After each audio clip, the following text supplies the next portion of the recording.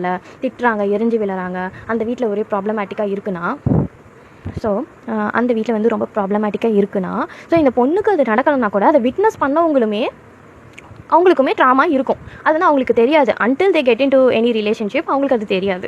So இதெல்லாம் எப்போ reflect ஆகும் அப்படின்னா, அவங்க சீரியஸாக ஒரு இடத்துல போகும்போது அவங்க மைண்டு வந்து இப்படி தான், ஓ என்னோட அப்பாவோ என்னோட சொந்தக்காரங்களோ இல்லை நான் பார்த்த இது வரைக்கும் உங்கள் ஃபேமிலியில் கூட அந்த மாதிரி நடந்திருக்க வேணாம், பட் உங்கள் ரிலேஷனில் உங்கள் ஃப்ரெண்ட்ஸுக்கு நடந்திருக்கலாம். உங்கள் ஃப்ரெண்டு கூட வந்து சொல்லியிருக்கலாம், இல்லடி அவன் என்னை ஏமாற்றிட்டான், இந்த மாதிரி வேற ஒரு பொண்ணு கூட போயிட்டான், என்னை சீட் பண்ணிட்டான், இல்லை வந்துட்டு கழட்டி விட்டுட்டான், பிரேக்கப் பண்ணிட்டான், அதுக்கப்புறம் என் கூட சும்மா தான் சுற்றிட்டு இருந்தான், இப்போ வீட்டில் பார்க்குற பொண்ணை வந்து கல்யாணம் பண்ணிட்டான், இந்த மாதிரிலாம் சொல்லும்போது இவங்களுக்கு ஆட்டோமேட்டிக்காக அவங்க பிலீஃபே கொலாப்ஸ் ஆகிடும். இவளுக்கு நடந்தது நாளைக்கு நமக்கும் நடக்கும்னு சொல்லிட்டு அந்த பிலீஃப் வந்து இவங்க மைண்ட்லேயும் போய் ஸ்டோர் ஆகிடும். ஸோ அப்போ என்ன ஆகும், ஆட்டோமேட்டிக்காக இது எல்லாமே இவங்க லைஃப்லேயே ரிஃப்ளெக்ட் ஆக ஆரம்பிச்சிடும். ஸோ என்னன்னா, நம்ம திங்க் பண்ணுற எல்லாமே எனர்ஜெட்டிக்கலி வைப்ரேஷனாக வெளியே போயிட்டே இருக்குது. ஸோ அந்த பையனுக்கு அந்த ஐடியாவே இல்லைனா கூட இவங்க கான்ஸ்டன்ட்லி இந்த பையனை பார்க்கும்போதுலாம் நம்ம பாய் ஃப்ரெண்ட் நம்மளை சீட் பண்ணிடுவானோ, இவன் நம்மளை விட்டுட்டு போயிடுவானோ, வேற ஒரு பொண்ணை பார்த்து கல்யாணம் பண்ணி, அந்த சுச்சுவேஷன் அங்கே இல்லைனா கூட இவங்க அதை அட்ராக்ட் பண்ணிடுவாங்க. ஏன்னா இந்த யோசனை, இந்த தாட்ஸ் எல்லாமே அப்படியே, ஏன்னா நம்ம எனர்ஜெட்டிக்கலி கனெக்டட், ஒரு பர்சனோடையும் நம்ம கனெக்ட் ஆகிருக்கனால ஈஸியாக வந்து அவங்களுக்கு அது கேட்கும். ஏன்னா நீங்கள் வாயை திறந்து சொல்லலைனா கூட உங்கள் ஃபியரும் நீங்கள் கான்ஃபிடென்ட்டாக இல்லை, முழுசாக நம்பலை, ஒரு ரிலேஷன்ஷிப் மேலே எந்த அளவுக்கு நீங்கள் வந்து நம்பிக்கை வச்சுருக்கீங்க, லாயலாக இருக்கீங்க, ரெஸ்பெக்ட், இது எல்லாமே வந்து உங்களுக்கு உள்ளே இருக்கிறது தான் இங்கே பிரதிபலிக்கும். சரியா? நீங்கள் வந்து வெளியில் போய் என்ன தான் ப்ராப்ளம் வந்து சால்வ் பண்ணணும்னு நினச்சாலும் நீங்கள் எத்தனை ரிலேஷன்ஷிப்குள்ளே போனாலும் இது ஒர்க் அவுட் ஆகாது. ஸோ சோல்மேட்டுன்றது இதே மாதிரி தான். நீங்கள் ஃபஸ்ட்டு ஆட்டோமேட்டிக்காக உங்களை ஒரு ஹை வைப்ரேஷன் ஸ்டேட்டுக்கு கொண்டு போகணும். எப்படி?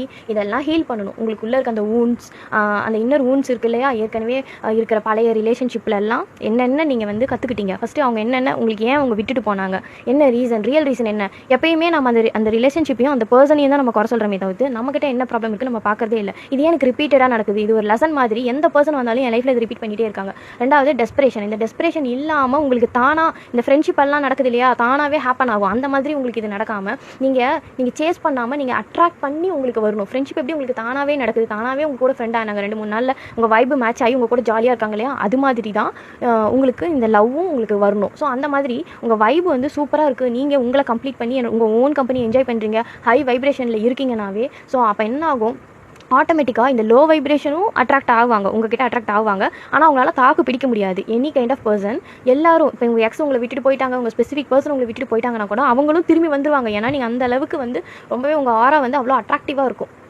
செகண்ட் என்னென்னா, நீங்கள் வந்துட்டு ஹீல் பண்ணியிருக்கீங்க, உங்களோட ட்ராமாலாம் ஹீல் பண்ணதுக்கப்புறம் நீங்கள் ஆட்டோமேட்டிக்காகவே என்ன சொல்கிறது, ஒரு சேஸ் பண்ணுற மோடில் இருக்க மாட்டீங்க. I don't chase, I attract. அது வந்து உங்கள் லைஃப்பில் வந்து நடக்கும். எல்லாத்தையுமே நீங்கள் அட்ராக்ட் பண்ணுவீங்க. எப்படி சொல்கிறது,